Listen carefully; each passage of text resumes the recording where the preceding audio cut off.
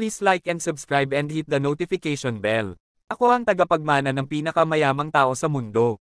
Kabanata 104, Ikaw. Nang marinig ni Jade ang sinabi ni Michelle, binigawan niya ito dahil hindi siya makapaniwala sa nangyayari. Michelle, baliw ka ba? Bakit gusto mong gawing boyfriend ang kagaya ni Cyrus? Wala naman siyang kwenta. Nagpupulot lang siya ng bote para magkapera. Hindi siya nararapat para sa'yo. Alam ko pero wala akong pakialam. Basta gusto kong maging boyfriend ko ang mahirap na lalaki na yan, simpleng sagot ni Michelle habang naglalagay ng lipstick. Diyos ko, bakit? Bakit gusto mo sa tao ng gaya niya? Napakaraming mayayamang lalaking naghahabol sa iyo sa school. Bakit mas pipiliin mo pa si Cyrus kaysa sa kanila? Nanlalaki sa pagkadismaya ang mga mata ni Jade habang sinasabi niya ito. Hindi mapigilan ni Michelle na bahagyang ngumiti. Yung mga lalaki na yon. Huwag na lang. Walang kwenta sila kung ikukumpara kay Cyrus. Siyempre, ayaw ni Michelle na sabihin ang katotohanan kay Jade ngayon. Kaya naman gumawa siya ng dahilan at sinabing, Jade, sa totoo lang, wala naman akong gusto talaga kay Cyrus. Gusto ko lang talaga ng boyfriend ngayon. Lalo pang naguluhan si Jade sa sinabi niya. Anong ibig mong sabihin? Alam mo, inaharas ako ni Asher nitong mga nakaraang araw. Kahit na mayaman siya at kilalang kilala ang pamilya niya kasing donjas lang niya. Yung mga kasalanang ginagawa niya, ayaw ko sa kanya. Kaya naman si Cyrus na lang ang inalok kong maging boyfriend ko para tigilan na ako ni Asher. Naiintindihan mo na ba? Sambit ni Michelle habang mayroong mapait na ngiti sa kanyang mga labi. Kaya pala, tumango si Jade, bahagya niya nang naiintindihan ang nangyayari pero, Michelle, kahit na boyfriend lang ang gusto mo, hindi mo naman kailangang pumili ng kagaya ni Cyrus. Gaya ng sabi ko, wala siyang kwenta. Baka mapahiya ka lang, sa totoo lang. Yun mismo yung dahilan bakit siya ang pinili ko. Gusto kong ipamuka kay Asher na hindi.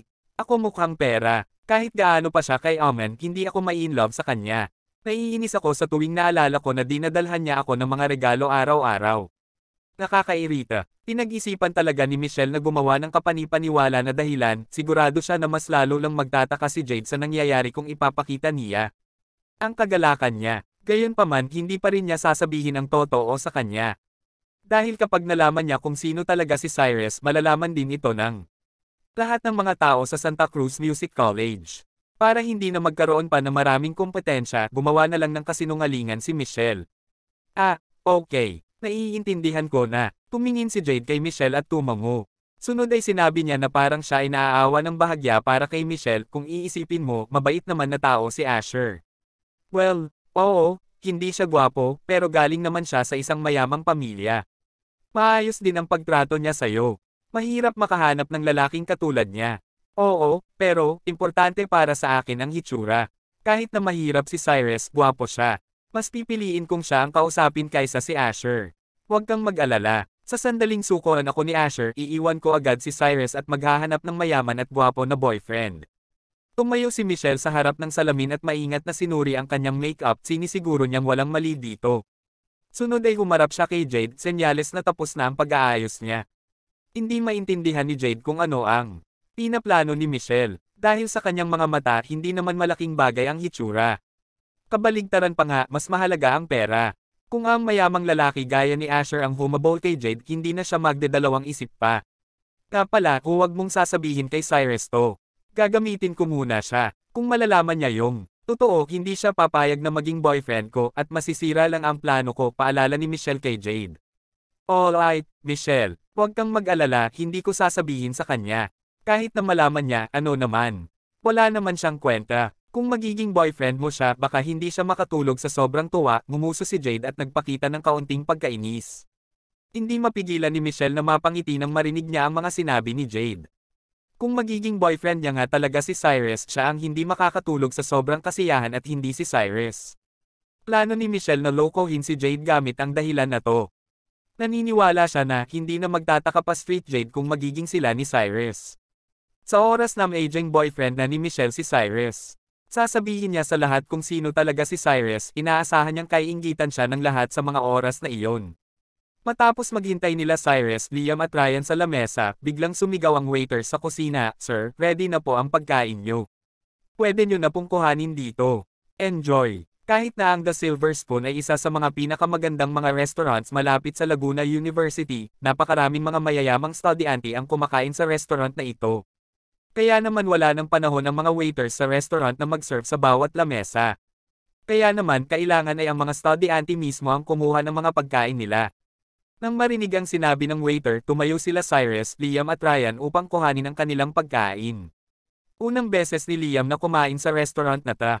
Kumuha siya ng isa sa mga hinain at nakangiting sinabi, hindi ko inaakalang tayo mismo ang kukuha ng pagkain sa upscale na restaurant na gaya nito, parang katulad ng ginagawa natin sa cafeteria. Ang galing. Oo, ito rin ang unang beses na kumain ako rito. Hindi na ako makapaghintay na subukan yung pagkain at tingnan kung masarap nga ba talaga, sambit ni Ryan habang nakangiti. Mahinang nagsalita si Cyrus nang marinig niya ang mga sinabi ni Ryan at Liam, kung gusto nyo pwede tayong pumunta madalas dito. Libre ko, magpunta dito madalas. Gulat na napatingin si Liam kay Cyrus. Umuso siya at sinabing, pare, yung meal na tahigit pa sa $1,000. Kung pupunta tayo rito madalas baka maubos lahat ng pera mo agad sa 2 meals pa lang. Hahaha, napatawa si Cyrus pero hindi na siya nagsalita pa. Bumalik na sina Liam at Ryan sa kanilang mga upuan, hawak ang mga pagkain nila sa kamay. Nag-iwan lang sila ng isang plato ng cassoulet sa lamesa. Sunod ay kumuha ng plato si Cyrus at nagbalik na rin sa upuan niya. Pagkalakad ni Cyrus may biglang lumakad na tao. Agad itong nasundan ng nakakabinging sagot. Mayroong isang babaeng nakasuot ng pink na dress na dali-daling naglakad lagpas sa kanya, kaya naman, hindi niya napansin si Cyrus Saturday biglang nabangga sa kanya. Ang kinalabasan nito, nahulog ang plato ni Cyrus ng biglaan, pati na rin ang cassoulet ay nag-ulo na kumalat ito sa dress ng babae. Honey, okay ka lang ba? Anong problema? Mayroong isang maliit at matabang lalaki na dali-daling nagpunta noong marinig niya ang sigaw ng babae. Nag-aalala niyang tinanong ito, nakakunot ang kanyang noo habang ginagawa ito. Sa sandaling napansin ng babae na narumihan ng cassoulet ang kanyang dress, napasigaw siya sa sama ng loob niya, honey, bigla na lang bumangga sa kin yung lalaki na kaya naging ganito karumi yung dress ko. Habang siya ay nagsasalita, makikita ang nangingilid na mga luha sa kanyang mga mata. Sa sandaling ito, tumingin ang mataba at maliit na lalaki kay Cyrus. Ang ekspresyon ng kanyang mukha ay puno ng pagkagulat at galit niyang sinabi kay Cyrus, ikaw. Kabanata 105. Ang nakakatakot na Michelle. Sa The Silver Spoon, isang babae ang biglang lumapit at nasanggi ang pagkain na hawak ni Cyrus. Habang siya ay naglalakad ng dala ang mga pagkain nila sa mesa nila. Bago pa man makapagsalita si Cyrus, nagreklamo ang babaeng sinadya siyang banggain. Dahil doon, si Cyrus ay walang masabi. Noong nakita ng boyfriend ng babae si Cyrus, isang bakas ng pagkagulat ang lumitaw sa kanyang mukha, kilala niya si Cyrus. Si Cyrus ay napatingin din sa matabang lalaki sa harap niya at nagulat na iyon pala si Stephen Barnes, dati niyang kaklase sa high school. Dahil sa katunayan na siya ay mataba at pandak. Marami ang tumatawag sa kanyang fatty noon. Ang ama ni Stephen ay isang mayamang businessman. Ang kayamanan ng kanyang pamilya ay nagbigay kay Stephen ng matinding kumpiyansa at kaya siya ay bahagyang suplado. Sa high school, madalas siyang kinakawawa at pinapahiya ng iba, lalo na si Cyrus. Sa nakalipas na mga taon, ang ama ni Stephen ay sinuwerte dahil sa pagpapatakbo ng isang real estate business, at kaya, si Stephen ay naging mas mayabang kaysa dati. Oh, Cyrus, ang tagal na noong huli nating pagkikita. Noong una ay nag-aalala si Stephen na hindi madaling pangalagaan ang gulong pinasok ng girlfriend niya at ginalit ang isang mayamang tao mula sa Laguna University, maraming mayamang tao sa lugar na ito.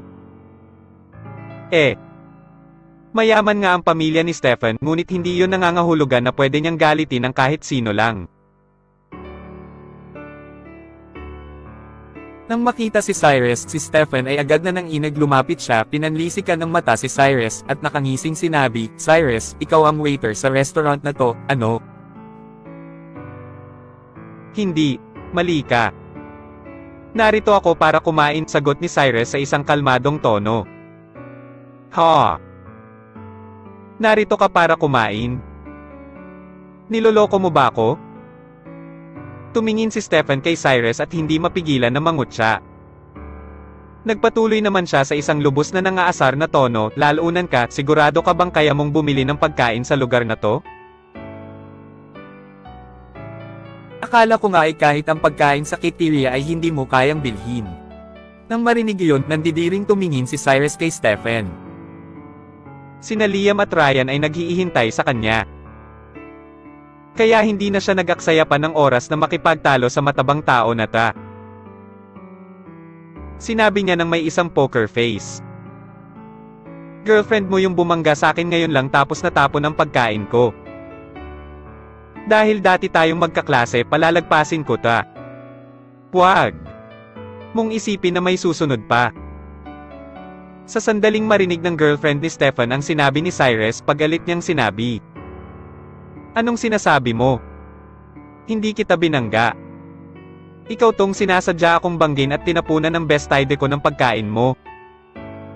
Hindi na nag-abala pa si Cyrus na kausapin ang babae at binalak na maglakad palayo. Umabot si Stephen upang pigilan si Cyrus at nangungot siyang sinabi, Cyrus, sandali lang namantsahan mo ang best idea ng girlfriend ko. Hindi mo ba naiisip na siguro ay dapat kang magpaliwanag sa amin? Sina Kai, Faith, Diana, at Jenny ay napatingin kay Cyrus nang di kalayuan, natutuwa sa kamalasan ni Cyrus. Hindi na sila makapaghintay pa na mainsulto si Cyrus. Ninais ni Faye na ilantad ang mga kasinungalingan ni Cyrus sa restaurant na ito, ngunit dahil sa plano nila, pinigilan niya ang pagnanais niyang gawin iyon dahil baka maalerto si Cyrus.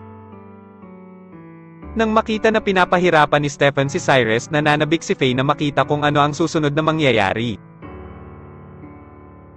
Napansin din ni Liam at Ryan ang nangyari kay Cyrus at lumapit nang nakakunot ang kanilang mga kilay. Masyado kang di makatwiran.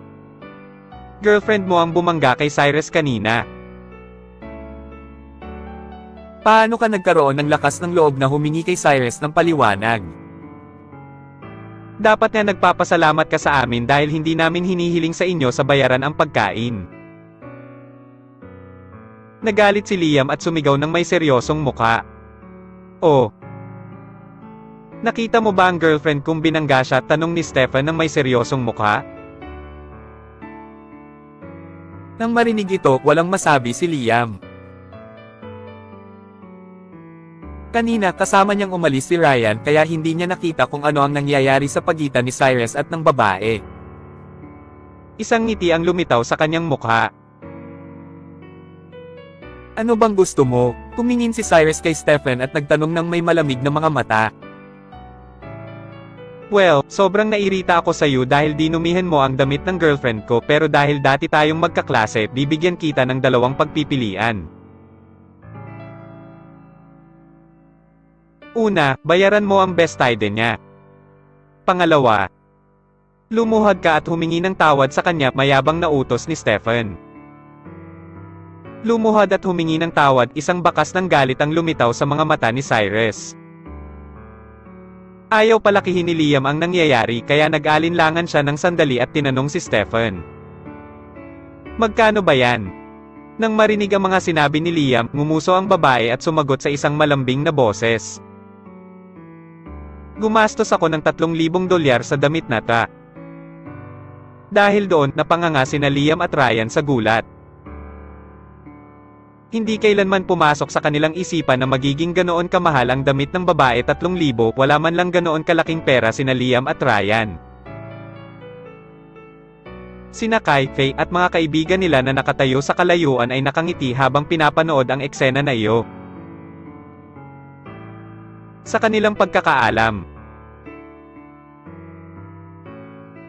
walang $3,000 na dala si Cyrus at kahit na mayroon, mag-aalinlangan siya na bayaran iyon, kaya hindi na sila makapaghintay pa na lumuhod si Cyrus at humingi ng tawad sa babae. Nang mapansin ang awkward na ekspresyon sa mukha ni Liam at Ryan, sinabi ni Stephen kay Cyrus ng may masamang ngisi.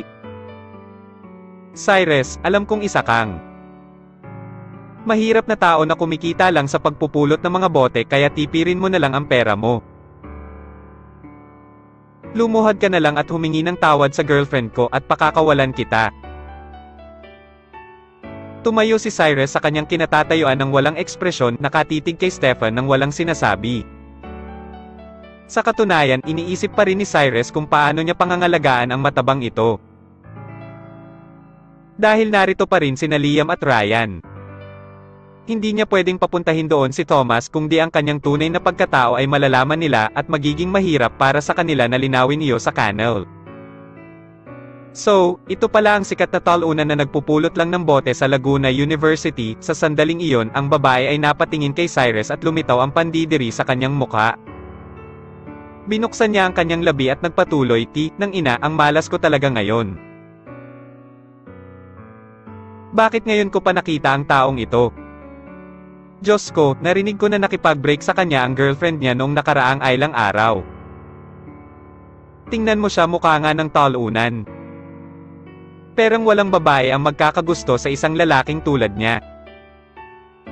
Deserve niya ang maging single buong buhay niya, ano? Talunan. Gumalaw ka naman. Kailangan ko nang magpalit ng damit sa sandaling humingi ka ng tawad sa sandaling lumabas sina Michelle at Jade ng banyo." Narinig nila ang sinabi ng babae, "Tinang ina naman, Cyrus, bakit ba may gulo sa lahat ng lugar na pupuntahan niya?" Kahit na walang alam si Jade sa nangyayari, nahuhulaan na niya ang nangyari mula sa mantsa sa damit ng babae at kung ano ang kakasabi lang nito. Pagkatapos ng sandaling pag-aalinlangan, lumapit si Michelle kay Cyrus at tinanong ang babae sa isang malamig na boses, "Taka. Anong sinabi mo kay Cyrus?" "Ang sabi ko ay isa siyang talunan at walang babae ang magkakagusto sa kanya. Deserve niya ang maging single buong buhay niya, may problema ka ba doon?" Malamig na sagot ng babae habang nakahalukip-kip ang kanyang mga braso. Nang marinig ito, inangat ni Michelle ang kanyang kamay at sinampal ang babae sa mukha ng walang pag-aalinlangan. Isang malakas na tunog ang maririnig, at pagkatapos noon ay isang mahaba at awkward na katahimikan. ang lahat ay nakatitig kay Michelle nang may nanlalaking mga mata sa pagkagulat. Walang sino man ang inasahan na magmamalaki si Michelle at tuturuan ng leksyon ang babae sa ganitong paraan dahil lang sa mga sinabi niya. Kabanata 106. Umamin si Michelle kay Cyrus. Pagkatapos masampal sa mukha ni Michelle, ang girlfriend ni Stephen ay nabigla. Hindi niya kailanman naisip na magiging bastos si Michelle at sasampalin siya sa mukha sa sandaling dumating siya. Sina Liam, Ryan, at Cyrus ay natuliro rin. Ang ginawa ni Michelle ay talagang hindi nila inaasahan. Sina Kai, Faye, at ang iba pa ay natigilan at tahimik sa kalayuan. Ang kanilang mga bibig ay nakanganga, hindi nila maintindihan kung bakit sasama pa rin si Michelle kay Cyrus para kumain sa labas pagkatapos sabihin sa kanya ni Faye na si Cyrus ay isang talunan na kumikita lamang sa pamamagitan ng pagpupulot mga bote. Sa sandaling iyon, sinampal pa ni Michelle ang girlfriend ni Stephen para lang kay Cyrus. Ang lahat ng iyon ay hindi makabuluhan para sa kanila. Ano nang nangyayari sa pagitan ni Cyrus at ng babaeng yun? Tanong ni Mark nang may nagtatakang ekspresyon sa kanyang mukha. Sa tingin mo ba ay nasa isang relasyon sila? Pulong ni Jenny pagkatapos mag-isip ng sandali. Hindi makapaniwala si Faye na may ganoon kagandang girlfriend si Cyrus nang wala pang 2 linggo pagkatapos nilang maghiwalay, kaya naiyak siya. Imposible. Ang ganda-ganda ng babaeng yun. Tingnan mo naman ang designer clothes niya. Nanggaling siguro siya sa isang mayamang pamilya. Paano siya magkakagusto sa isang talunan ni Cyrus? Ang lahat ay nalilitong napatingin kay Faye pagkatapos marinig ang sinabi niya. Si Faye ay napatingin kina Cyrus at Michelle nang may nanlilisik na mga mata, nag-iisip ng paraan para magsanhi ng gulo para sa kanilang dalawa sa kaso na talagang magkasintahan silang dalawa. Hindi niya hahayaan na maging magkasintahan sila hanggat siya ay buhay pa. Kung talagang ang nasa isang relasyon sina Cyrus at Michelle, nangangahulugan na posibleng magkaroon ng magandang buhay si Cyrus nang hindi si Faye ang kanyang girlfriend at sa halip magkaroon ng girlfriend na mas maganda, mas mayaman, at mas elegante kumpara sa kanya. Iyon ay lubos na hindi katanggap-tanggap para kay Faye. Gusto lang niyang gamulong pababa ang buhay ni Cyrus para mapatunayan niyang ang pakikipaghiwalay kay Cyrus ang tamang bagay na gawin. Kaya noong nakita niyang nakatayo si Michelle sa tabi ni Cyrus sa ganoong sitwasyon, nainis si Faye at nagsimulang mawala ng kontrol. Tinang ina. Taka. Ang lakas naman ng loob mong sampelan ako. Napasigaw ng galit ang girlfriend ni Stephen, tila malapit nang bumuga ng apoy sa galit. Gumising siya mula sa pagkagulat at sinugod si Michelle ng may galit na mukha, ang kanyang dugo ay kumukulo. Sa kabila noon, bago pa man makalapit ang babae, mabilis na gumalaw si Stephen at pinigilan ang babae. Napatingin ang babae kay Stephen at pag-alit na sumigaw, "Stephen, bakit mo ako pinipigilan?" Napatingin ang babae kay Stephen at pag-alit na sumigaw, "Stephen, bakit mo ako pinipigilan? Sinampal ako ng petanato sa mukha. Hindi mo ba nakita? Tulungan mo akong bawian siya. Dali." Dahil doon, ang mukha ni Stephen ay naging seryoso. Pagkatapos mag-alinlangan ng sandali, sinabi niya kay Michelle sa isang mahinang boses, "Michelle, anong ginagawa mo rito?" Kahit na nagsalita siya sa isang mahinang boses, sapat na iyon para marinig ng lahat na nasa restaurant. Ang mga tao ay masyadong nagulat para magsalita. Walang sino man ang nag-akala na kilala pala ni Stephen si Michelle. Si Michelle, sa katunayan, ay naglakas ng loob na sampelan ang babae sa mukha ng walang pag-aalinlangan dahil alam niyang walang gagawin sa kanya si Stephen kahit para sa kanyang girlfriend. Nang marinig ang sinabi ni Stephen, tumingin sa kanya ang babae ng may nanlalaking mga mata sa gulat. Si Stephen ay isang kakilala ni Michelle. Iyon ay lubos na nakakabigla. "Stephen, mukhang masaya ang buhay mo rito sa Laguna University, ah?" "Buti naman." Tumingin si Michelle kay Stephen at namutya. "Well, hindi na masama," kinakabahan na sagot ni Stephen, pinagpapawisan sa kaba. "Alam mo ba? Pumunta ang ama mo sa bahay ko para mag-dinner noong nakaraang araw. Naniniwala akong magkikita ulit kami, baka makwento ko sa kanya ang magandang buhay na mayroon ka rito sa Laguna University," pagpapatuloy ni Michelle sa isang malamig na boses. Nang magsalita si Michelle, ang mukha ni Stephen ay namutla at mabilis siyang nagmakaawa sa isang mahinang boses. "Wag, Michelle, pakiusap ay wag mo yung sabihin sa ama ko. Humihingi ako ng tawad sa pagkabastos ng girlfriend ko. I'm sorry." Ang ama ni na Stephen at Michelle ay magkaklase at magkaibigan, kaya sila at matalik na magkaibigan, kaya magkakilala na sina Stephen at Michelle simula pa noong sila ay mga bata pa. Sa sandaling iyon, si Stephen ay natakot kay Michelle dahil kung sinabi ni Michelle sa ama niya ang tungkol sa buhay sa kanyang kolehiyo, si Stephen ay mapapasok sa isang malaking gulo. "Sabihin mo sa akin ang detalyadong nangyari gayon lang," sabi ni Michelle at tumingin kay Stephen ng may nanlilisik na mga mata. "Well, sa katunayan." Pagkatapos tumigil ng sandali, nagpatuloy si Stephen sa isang mahinang boses. "Ang nangyari ngayon ay isang malaking hindi pagkakaintindihan. Hindi sinasadya ng girlfriend ko na banggain si Cyrus at matapan ang pagkain na hawak niya. Humihingi ako ng tawad dahil doon. Michelle, dahil magkaibigan kayo ni Cyrus, pwedeng palagpasin na lang muna natin to. Kailangan ko nang umalis. Kayo naman, mag-enjoy kayo sa pagkain niyo. Kita-kita." Sa sobrang respeto ni Stephen kay Michelle ay ganap na nagbago ang kanyang pag-uugali. Pagkatapos noon, sinubukan niyang umalis kasama ang kanyang girlfriend. "Stephen," sandali lang sabi ni Michelle nang may poker face. Lumingon si Stephen upang tumingin sa kanya at ang kanyang mukha ay namutla. "May kailangan ka ba, Michelle?" Michelle.